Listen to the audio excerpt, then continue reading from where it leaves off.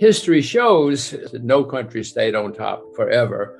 100, 200 years is the max, and then they peak and go into decline. So I presume we're no different from anybody else. But one of the problems with history is people don't learn the lessons of history. We had a president recently who didn't know history. Or if he did know history, he said he was smarter than history. I know I'm not smarter than history, and history is very clear. No nation and no currency, by the way, because they sometimes go hand in hand, has stayed on top forever. So America is now the largest debtor nation in the history of the world. We have troops in over 100 countries. There are people who would say that we're overextended financially, economically, militarily, and it looks like they might be right. So yes, no, I worry. It's not a good time to be young in America because what the young people are going to inherit is mind-boggling. I've got 2 teenage kids and it disturbs me. It's good to be old because I don't have to pay. I don't have to pay for all of this. I get the benefits. They're borrowing a lot of money, spending a lot of money pretty well. I'm old, okay, do it.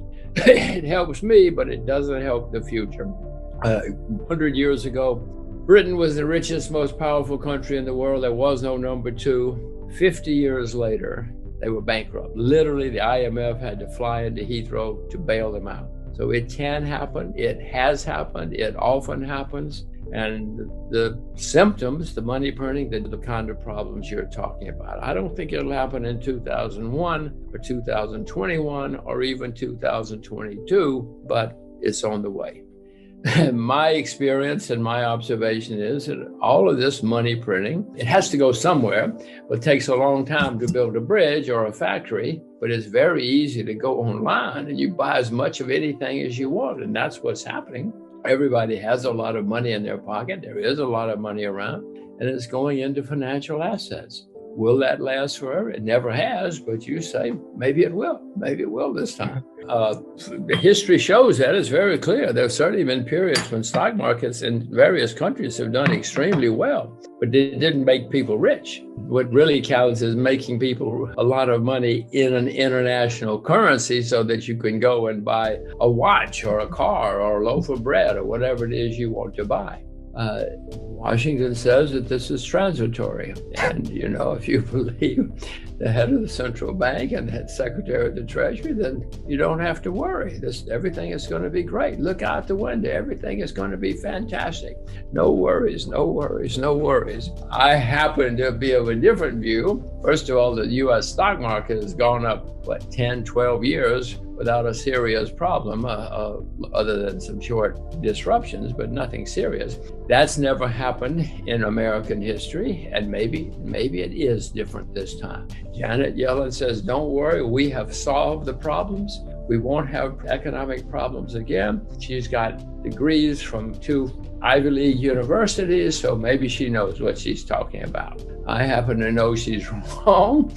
We will have problems again, and when they come, it's going to be horrible. 2008, we had a problem because of too much debt. Since 2008, the debt everywhere has skyrocketed by gigantic amounts. So it would be my view that the next time we have a problem, it's going to be the worst in my lifetime, given that the debt is so, that may sound like some kind of wild statement, but look out the window. The debt is there. The debt goes higher every day. I know what it caused in 2008. It's got to be worse next time around. Eventually, of course, we may have hyperinflation. Britain ended with not hyper like Venezuela, but very serious, and the value of the currency went down 80% against the US dollar over a few decades. That's pretty serious stuff. If you happen to be a British citizen, I doubt that we will end in hyperinflation quickly. That's usually towards the very, very end of a decline, of a long decline. Venezuela had been declining for a long time. Zimbabwe was in decline. Zimbabwe at one time was the richest country in the British Empire. It's been a long way down since then. Mr. Mugabe learned how to ruin the country, and he did. It took him decades, but he totally ruined it, and it ended in wild inflation. I don't think we're going to have it that quickly in the U.S., even if we're going the way of Britain. Don't panic yet. But it doesn't mean we can't have serious inflation and a decline of the standard of living and a decline of the value of the currency, and we probably will. History is pretty clear. That's what happens. Social Security will be paid. You may not be able to buy very much with your Social Security, but you will be paid. I mean, in Russia, they still pay the Soviet retirement obligations, but it doesn't do you much good.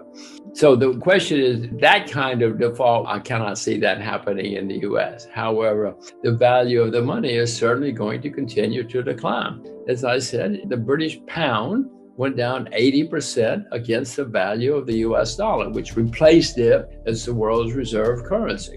I'm sure that the value of the US dollar is going to continue to decline. Everybody watching this knows that the dollar is not what it used to be. It depends on whether you're buying bread or gasoline or anything. It's not the same, and it continues to decline. And they're not on your side, as I told you. They want to keep their jobs.